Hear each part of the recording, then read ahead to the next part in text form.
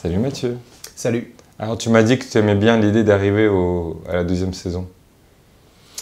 Ouais, j'aime bien les personnages qui arrivent après. Et ben voilà, bienvenue dans la série. J'ai préparé plein de petites questions. Est-ce que tu pourrais raconter un petit peu,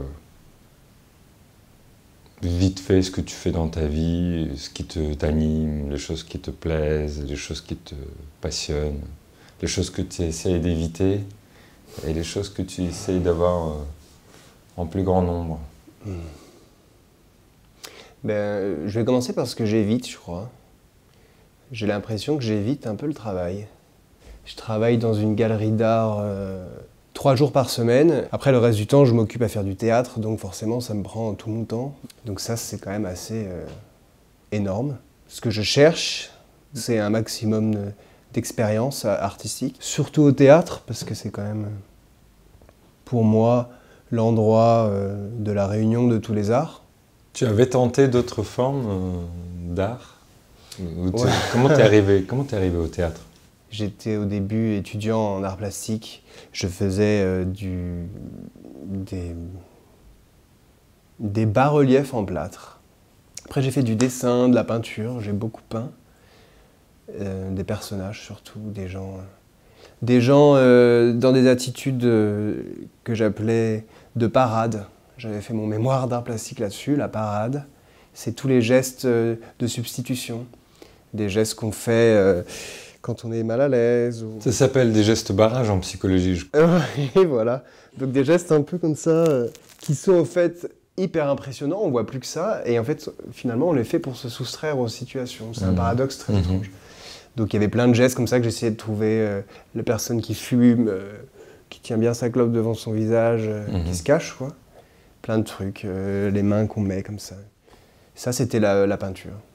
Plâtre, peinture, écriture, rapidement. Enfin, ça, c'était depuis que j'étais plus jeune, j'avais écrit un roman fantastique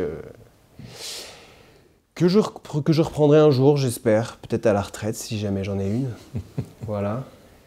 Et après, le théâtre est arrivé.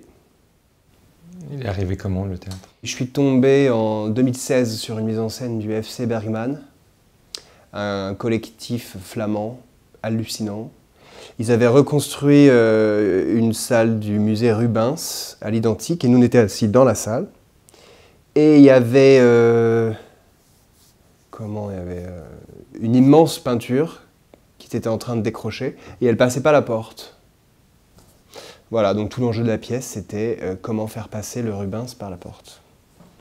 Donc ça devient complètement absurde, évidemment, ils font tout et n'importe quoi. Ils en viennent, je crois, à dynamiter la partie supérieure du mur pour que ça passe, enfin, bref. Donc le lendemain, je me suis inscrit à un cours d'impro. Le lendemain, carrément? Le lendemain, genre c'est bon, c'est le temps. Et c'était assez flippant. Je me souviens qu'ils nous ont demandé de faire 3 groupes. Rihanna, Beyoncé, Adele. Mais c'est vraiment Et c'était quoi très bon stage. le premier exercice? Et ben donc il fallait se réunir par groupe selon ces 3 pop stars, et il fallait... Et il fallait que vous choisissiez selon vos sensibilités, du coup? Ah mais de toute façon les gens sont devenus des animaux, c'est-à-dire qu'ils se sont mis à courir dans tous les sens, ils savaient très bien ce qu'ils voulaient, quoi. Et je me souviens, Adele, ils étaient très faibles, ils étaient 3. Et il fallait trouver un cri de guerre pour défendre l'artiste. D'accord. J'ai trouvé ça génial, parce que c'était hyper animal, bestial. Ça n'appelle pas l'intellect, en fait. C'est un truc de... Qu'est-ce que tu sors, là, comme ça? Voilà. C'était un très bon stage, franchement, je le recommande. Et après, j'ai fait 3 écoles différentes de théâtre, 3 formations. Une à Acting International. Après, j'ai eu une formation à plein temps, genre 40 heures semaine, toute la journée là-bas, au laboratoire de formation au théâtre physique à Montreuil, qui était très bien. Et après, j'ai quitté aussi et je suis allé au cours Florent, 3e année, où j'ai pu sortir 2 créations à la fin du cycle, quoi. Et ces 2 spectacles-là, je les ai amenés après l'école. Donc on peut dire que les choses s'alignaient assez spontanément pour toi là, dans le domaine du théâtre. Bah, disons que c'était cohérent, j'avais l'impression de ramener des choses de l'extérieur. Je regarde beaucoup Drag Race en ce moment, RuPaul Drag Race, et je me dis, Ce qui fait leur force, c'est quand elles ramènent des choses qui n'ont rien à foutre là, en fait. Des choses qui ne sont pas du drag de base. Même si, à la base, il n'y a rien. Ça s'est fait petit à petit, bien sûr. Mais je trouve que, je sais pas, les personnes un peu plus foutraques qui se disent « Bon, bah tiens, ça va aller. Ce corps métallique, là, il va avoir un truc. » J'ai une autre question. Imaginons que tu rencontres un extraterrestre et tu dois lui décrire l'humanité. Comment tu lui expliques notre civilisation, notre espèce? Nous sommes des âmes Oui. dans des corps D'accord. qui essayons de faire groupe à travers différents moyens. Le travail, la famille, l'art. En tout cas, on essaye de... Ou on le subit, je ne sais pas si c'est de notre fait, mais en tout cas, on se regroupe, quoi. Dans quel but, tu penses? Bah, survivre, ou en tout cas vivre le plus longtemps possible. Parce que si on a des amis du même groupe que nous, on est à peu près certain qu'ils vont venir nous voir jusqu'à l'EHPAD. On espère. D'accord. Alors, la pire chose au monde, c'est quoi? C'est dur à le dire, mais il faut le dire, je crois. Enfin, je vois pas autre chose. La solitude. Et la chose la plus précieuse, du coup?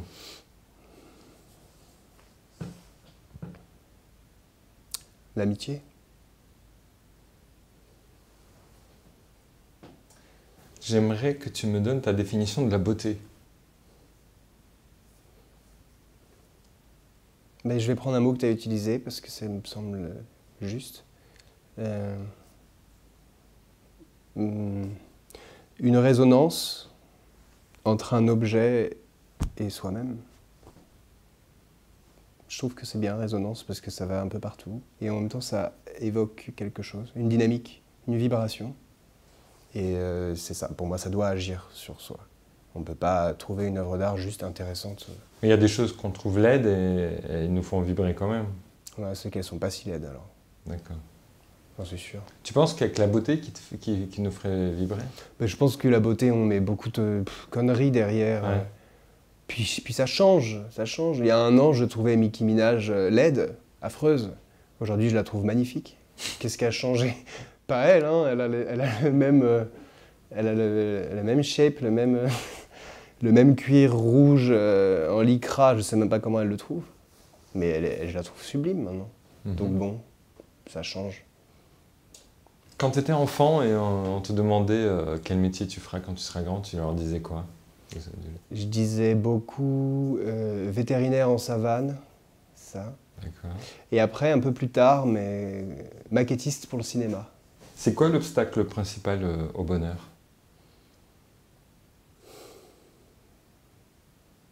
Notre caractère. C'est quelque chose qui peut se réformer, clairement. On le sait, hein, on met un peu de rigueur dans nos vies et il y a tout qui se met en place. Et en même temps, il y a ce truc de... on ne change pas, quoi. Tu penses qu'on se sabote un peu son bonheur? Parce qu'on fait pas ça volontairement ou... On se sabote tout court, hein, ça, clairement. Enfin, on passe beaucoup de temps à le faire. Mais, et puis, il y a les deux sons de cloche. On est là à dire il faut s'accepter, il faut pas se réformer. Ouais. Et à côté, on se dit il faut bien se réformer un peu, sinon on devient... Enfin, on se lâche, on devient ingrat. C'est un peu schizo, en fait. Oui, c'est schizo. Je pense que l'idée même du bonheur... Mais c'est comme la beauté, c'est des espèces de slogans publicitaires. Ça fait très longtemps qu'on a créé ça, mais je sais pas. Il y a eu quand même une époque où on s'interrogeait un peu plus. Le bon, le beau, l'agréable. Il y a quand même eu... Aujourd'hui, on mélange tous ces trois trucs-là, alors qu'on s'est quand même fait chier à les distinguer. Enfin, je crois. C'est quoi l'amour? Qu'est-ce qu'on peut appeler l'amour? Et qu'est-ce qu'on ne peut pas appeler l'amour?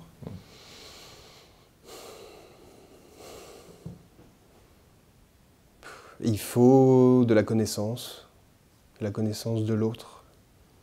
Amour, il faut quelqu'un d'autre. Oui. Je pense, ça c'est certain. Enfin, il y a des gens hein, qui tombent amoureux des arbres et qui se marient avec. Mais bon. Il faut quelqu'un d'autre, il faut le connaître. Ou avoir envie de le connaître, peut-être. C'est pas ça envie. l'amour, l'envie de connaître? Oui. Mais du coup, après, on peut être déçu si... Donc, est-ce qu'on peut avoir aimé... est-ce qu'on a aimé si on a réussi à cesser d'aimer? C'est ça ma question aussi. C'est une bonne question. Je me suis toujours dit que j'aimais un petit peu trop en retard. Voilà, quand mes relations se terminent, eh ben, je me dis, mais qu'est-ce que je l'ai aimé, qu'est-ce que je l'ai aimé. Mais les manifestations, en tout cas les traductions sociétales de l'amour, comment on fait avec et comment on doit vivre avec au quotidien, est-ce qu'on bouffe des crevettes ou des sushis, c'est plus compliqué. Et puis surtout à définir là comme ça, je sais pas. Mais cette année aussi, j'avais intégré une nouvelle série, quelques nouvelles questions que j'essaie de répercuter sur tout le monde. Et la question était, t'es devant le génie, t'as 3 vœux. Quels sont les vœux?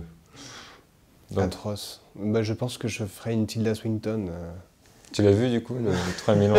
En fait, je l'ai même pas vu, mais on me l'a tellement raconté que je crois que je l'ai vu du coup. Non, bah oui, non, ça c'est une question. Je pense qu'en tout cas, si un scénario comme ça se dessine, on a beau prévoir, Mais en fait, je me rends compte que tous les vœux ne sont jamais qu'un moyen de fuir sa réalité. Mais c'est intéressant de quelle manière on l'explore, cette idée-là. Parce que les enfants, par exemple, ils n'ont aucun mal à formuler un vœu, même très con. Oui, c'est vrai. C'est qu'une fantaisie. C'est un vrai modèle, hein, les enfants. La spontanéité de l'enfant. Est-ce que tu as des questions sans réponse qui te hantent? Comment on fait à la fin? À la fin de quoi? À la toute fin. Tous ces gens qui disent oui, moi je vais pas aller jusqu'à 70 ans, je me flinguerai avant. Oui, mais en même temps, ça vient jour après jour et ça vient tout doucement et tout doucement et tout doucement. Comment on fait pour se donner une deadline, quoi? Mais pourquoi se donner une deadline? Elle viendra de toutes les manières? Non, mais c'est carrément impossible. Hein. Si tu es dans un EHPAD à Paris, c'est 3 000 € par mois. Qui va payer pour toi, pour tout ça? Qui va s'occuper de toi, en fait? C'est terrible. Toi, tu fais comme avec les vœux, tu fuis le présent en pensant aux choses angoissantes qui n'arriveront peut-être jamais. Je fuis le présent par toutes les manières. Ouais, tout le monde, hein, c'est vraiment tous dans le même bateau là-dessus. Oui. Merci Mathieu. Merci à toi. Et ben voilà, il n'y a plus qu'à clapper.